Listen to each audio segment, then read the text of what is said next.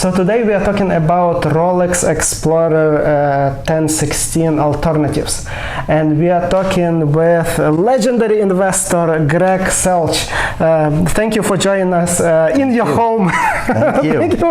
So if you guys don't know, I mean, you probably heard about Greg, but yeah, if you live under the rock, please click over here and watch Hodinky video talking watches with Greg.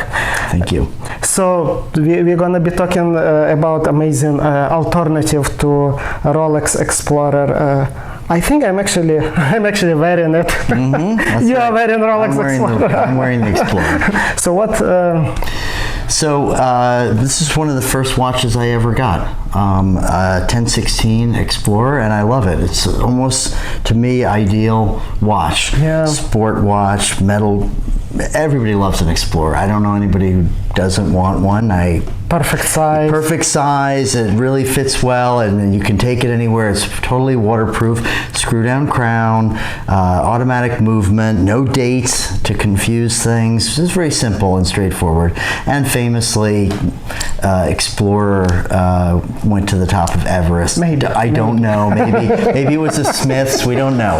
But Bucherer was a Swiss company, a jeweler, in fact, I think based in Lucerne, and they were probably the largest Rolex dealer, I think, in the world. Maybe they still are today. I'm not sure. I think they gave at least birth, in Europe. yeah, in Europe, they're their number one Rolex dealer, and in America, they used to sell them. They just reopened. They took over Tourneau, and now they've reopened. So they have a Bucherer store in New York City, and they made a watch which is really almost like a Ranger, which was the Tudor version of this, but it has a date. And what's interesting about it to me is that it's really the same size. It looks about the same kind of almost military look to it and simplicity. This one has the little triangle at the top, but this one has the 12, 6, and 9, and it has a date. But really the same size, sharper case. But what's interesting about this one to me is that it has ETA, which is adjusted for temperature and all these kinds of. So there's like a high end. Yeah, it's a high end. It's actually a chronometer grade ETA, which of course the Explorer has a chronometer grade movement as well. But an ETA, my opinion, I mean, that's one of the best movements ever made. So to have a chronometer grade ETA, that's really the top. And it's a Bucherer brand. So the jeweler put their name on the watch, not the Explorers. Sometimes you find Tiffany or something like this. That's in addition to the Rolex name. This one was just Bucherer. Yeah, so how, so you obviously had experience with both, you like your Explorer. How does it wear comparing to Explorer? Really the same. I mean, you don't have to think about it. You could go try. It's not a flashy watch. It's a great size. Kind of a little bit of a club. People who wear Explorers, that's a club. Then there are people who love the Rangers. The Tudor Ranger is a great watch, and but that one is slightly smaller. It's slightly smaller. So this one is perfect 36 like Explorer. Yes, it is. And I mean, this one doesn't have a screw down crown, but it's gasketed. It's waterproof. I wouldn't even mind swimming with it or something like that. So it's something like super compressor, or like super compressor would be an EPSA case. So this one I put on the Rolex stretch bracelet. Yes, by the way, guys, yeah, look at this. Rolex bracelet. I don't know if it's real or original, but or compatible, yeah. But it certainly looks the part, and maybe it was made in Hong Kong or somewhere else, but it looks the part and it fits perfectly. I think it really looks good. But what this tells me that if I buy or if I have Rolex bracelet, then I can just use it on Bucherer and it will look perfect. And and in terms of so I was actually, so before we were shooting this video, I was supposed to wear Rolex and you were supposed to wear Bucherer, and I just made a mistake because like they look so similar. It's pretty much the same watch, so I picked the wrong watch. Somehow we are looking at the wrong watch on me. So I have like little list over here. So in terms of movements, So how hard is it to service the movement in Bucherer and like find parts? Very easy. I don't think any watchmaker would ever complain if you brought them an ETA. It's one of the best movements. You're never going to be like, oh, whoa, what is this? I'm not servicing that. On the other hand, if you brought them a Rolex, they might get nervous. Rolex says don't let anybody service your watch except Rolex. You do what you want, but in my opinion, anybody can service a Rolex. They're great movements, but if you don't use Rolex parts, it could be a problem, and they're expensive. ETA, no problem. There's a million parts available. They made this movement. They probably still make it in some form or another. Yeah. It's really one of the greatest movements. Very, very reliable. I don't think I've ever serviced it. I've never serviced either one of these watches, but I would not worry about taking that anywhere and just using it. You know, I might have it waterproofed if I wanted to go in the shower or something like that, but probably wouldn't anyway. Very nice. Yeah, so like I can say about ETA movement. So I don't know if I have the same movement. I have military navigator's watch, and my it has ETA 2391, and my watchmaker serviced it. There was part that he needed to replace, so he replaced it.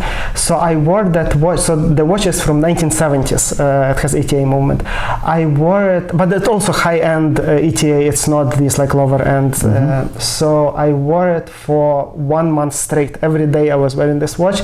In the whole month, it gained 33 seconds. So incredible. You know, because they're not high-speed movements. I'm not a numbers guy, but I know that, for instance, in El Primero or something like this, they beat at 36,000 beats per minute. That's incredibly high speed. Ultrachron, Longines Ultrachron, that is very high speed, very accurate. Normally a high speed movement would be 28,800 beats per minute. I think these beat at maybe 18 or 16,000, maybe 21. These are not high speed movements, very accurate. Certainly accurate enough. Yeah, but what I noticed is they had this like big balance, so that's probably what gives them this accuracy and really nice movement, great value, and watchmakers love them. They really do. Yeah.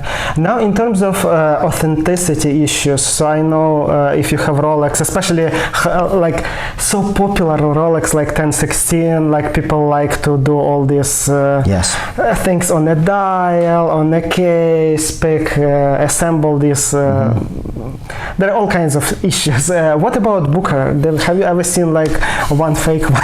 I never. We were talking about this before. The prices are not that high. First of all, there's no name recognition. It's really kind of a collector's piece, but that doesn't mean that there's any reason for the price to be low. It's just unknown.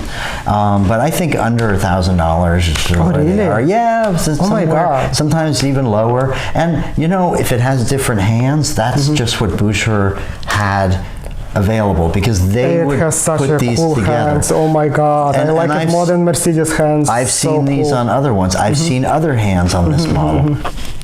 Are they real? I don't know. Usually when I look for a watch that's an unknown or a brand that I'm not familiar with, and I don't know if they ever use that, I haven't seen it before, it's usually a matter of familiarity. I always look at the consistency, because if I look at the hands and the dial and they have the same kind of lume color, that's also like aging. Yeah, aging. They might age. If I see any kind of metal on it that has some age, like on the side of the hands or something like that, that's also a good sign. The sweep second hand matching something else.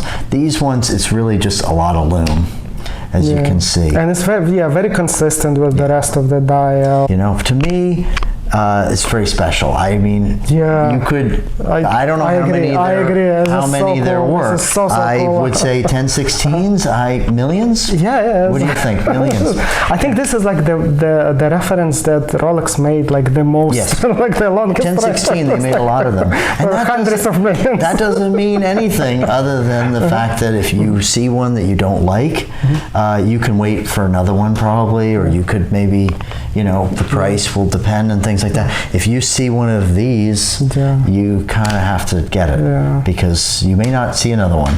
Or maybe you will, and if you do see another one, then you have two. And like if you want something like 1016, like Bucherer is such a good alternative, and I don't know, in my opinion, it looks better. It looks like much more cooler. Definitely much more rare. It's a good size watch. for you.